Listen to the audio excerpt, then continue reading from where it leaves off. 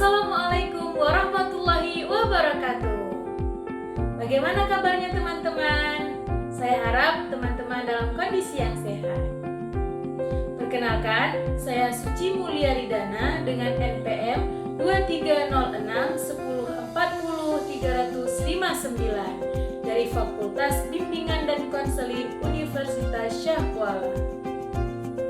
Video ini merupakan tugas daripada mata kuliah Perencanaan Layanan BK yang diampu oleh Ibu Dr. Anders Fajriani, SPD, FEB. Nah, di video kali ini saya akan membahas mengenai pemahaman karakteristik peserta didik atau konseli pada jenjang SMA berdasarkan aspek religius. Baiklah, kita akan membahas mengenai karakteristik peserta didik. Nah, pada dasarnya karakteristik peserta didik itu terbagi kepada 6 aspek, yaitu ada aspek fisik, aspek kognitif, aspek sosial, aspek emosi, aspek moral, dan juga aspek religius. Nah, untuk kesempatan kali ini Suci hanya berfokus pada aspek religius saja.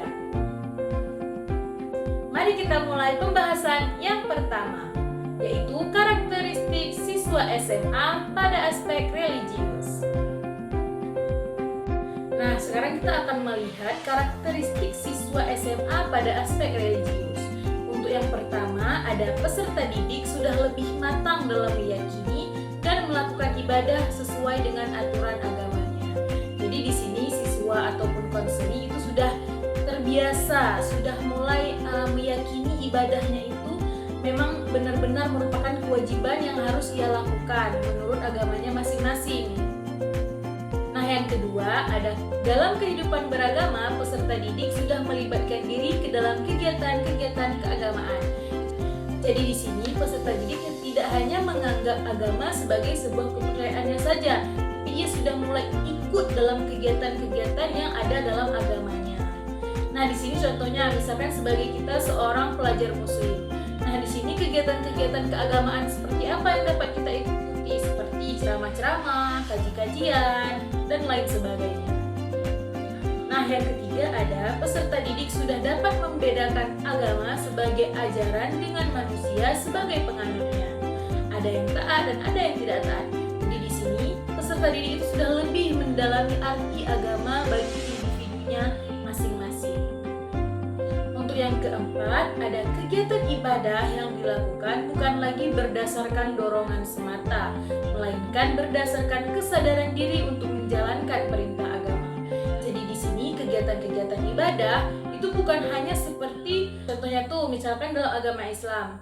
Di sini sholat 5 waktu kan merupakan sebuah kewajiban, tapi seorang peserta didik itu tidak hanya melakukannya berdasarkan kewajibannya, tapi ia melakukannya memang karena itu merupakan sebuah perintah agama.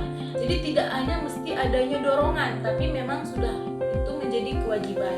Ia sudah mulai menyadari bahwa perintah-perintah agama itu memang harus ia lakukan, tapi tidak berdasarkan dorongan, melainkan dari diri siswa itu sendiri. Nah, untuk yang kelima itu ada mengamalkan nilai-nilai akidah, ibadah, akhlakul karimah dalam kehidupan sehari-harinya. Nah, di sini juga seharusnya itu siswa pada jenjang SMA ini sudah memiliki akhlak yang lebih baik, yang lebih teratur dalam kegiatan sosialnya ataupun untuk dirinya sendiri. Jadi, nilai-nilai ibadah mulai ia terapkan dalam kehidupan sehari-harinya. Nah, untuk mempermudah teman-teman semua, di sini saya sudah memberikan beberapa gambar yang bisa mewakili karakteristik siswa SMA tadi. Nah, untuk gambar yang pertama, diharapkan peserta didik sudah lebih matang dalam meyakini aturan-aturan yang ada dalam agamanya. Untuk gambar yang kedua, di sini peserta didik sudah mengikuti kegiatan-kegiatan yang ada dalam agamanya. Nah, untuk gambar yang ketiga bisa kita lihat yaitu sebuah agama itu memiliki penganut. Penganutnya itu harus menjalankan perintahnya dan menjauhi larangannya. Nah, untuk gambar yang keempat itu ada gambar masjid, orang-orang lagi sholat. Nah, di situ menggambarkan bahwasannya peserta didik diharapkan sudah mampu melaksanakan kewajibannya bukan hanya sebagai dorongan, tapi memang sebagai kesadaran diri bahwa itu merupakan kewajibannya masing-masing. Nah, ada di gambar nomor 5, yaitu mereka sedang bersalaman dengan kedua orang tuanya, yang menandakan mereka mengamalkan akhlakul karimah, nilai-nilai ibadah dalam kehidupan sehari-hari. Semoga gambar-gambar ini dapat membantu teman-teman untuk mengingat 5 karakteristik siswa SMA pada aspek religius.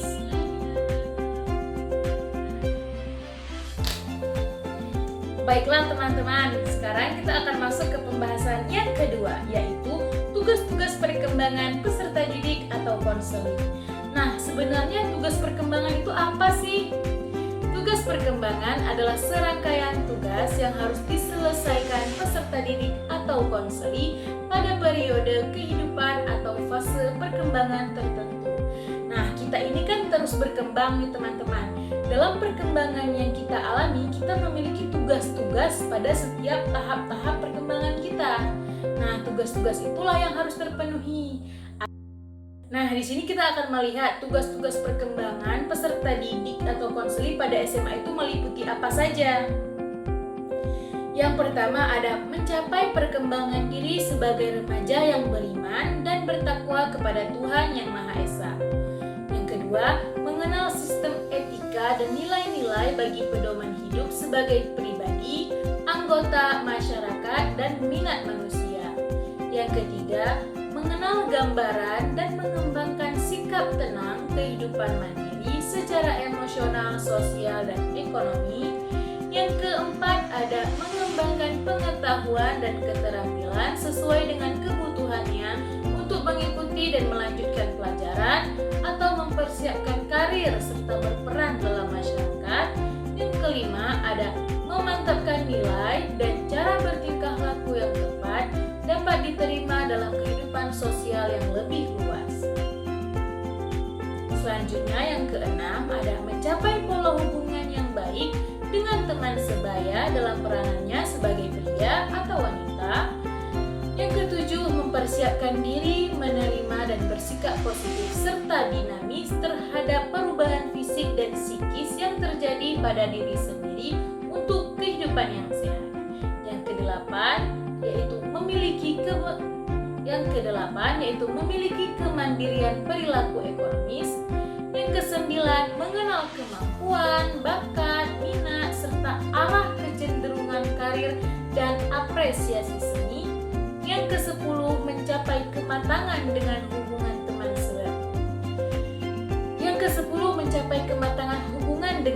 sebaya. Dan yang terakhir yaitu yang ke-11, mencapai kematangan dalam kesiapan diri. Dan yang terakhir yaitu yang ke-11, mencapai kematangan dalam kesiapan diri menikah dan hidup berkeluarga. Nah teman-teman, dari ke-11 tugas-tugas perkembangan ini seharusnya sudah dimiliki oleh siswa-siswa yang sudah berada pada jenjang SMA. Baiklah teman-teman, kita akan masuk ke pembahasan yang ketiga, yaitu keterkaitan tugas perkembangan dan standar kompetensi kemandirian peserta didik atau biasa kita singkat dengan SKKPD. Nah, di sini apa sih keterkaitan yang ada antara tugas perkembangan dan juga standar kompetensi kemandirian peserta didik? Nah, aspek perkembangan yang terdapat dalam SKKPD pada dasarnya dirujuk dari tugas perkembangan yang akan dicapai oleh peserta didik.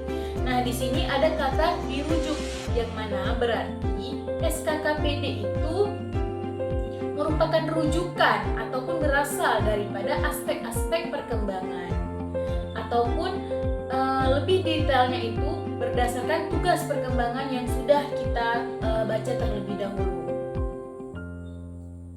Nah, di sini teman-teman dapat melihat aspek perkembangan dalam SKKPD itu apa saja sih? Yang pertama ada landasan hidup religius, landasan perilaku etis, kematangan emosi, kematangan intelektual, kesadaran tanggung jawab sosial, kesadaran gender,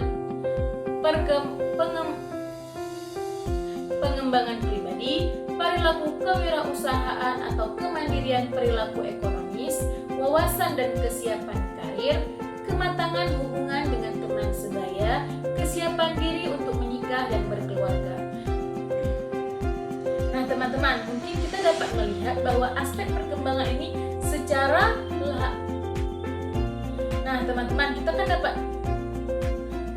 kita dapat melihat bahwasannya aspek-aspek perkembangan ini merupakan ringkasan daripada tugas perkembangan yang tadi sudah kita baca. Mari kita lihat untuk aspek perkembangan yang pertama ada landasan hidup religius.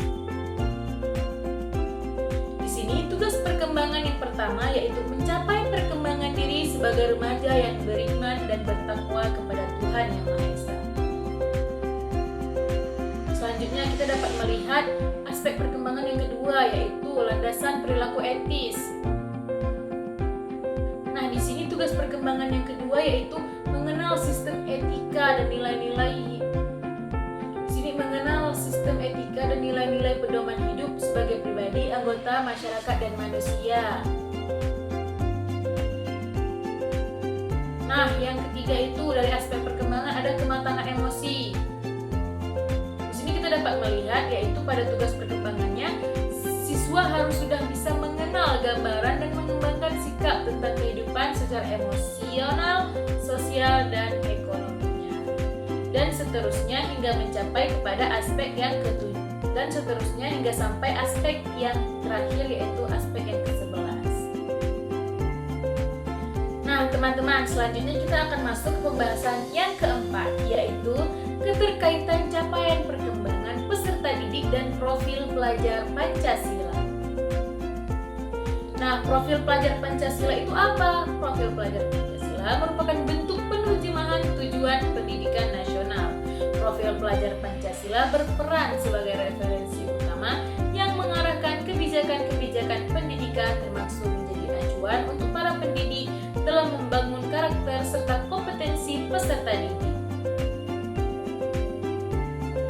Nah, di sini profil pelajar Pancasila itu terdiri dari 6 dimensi, yaitu dimensi beriman, bertakwa kepada Tuhan Yang Maha Esa, dan berakhlak mulia.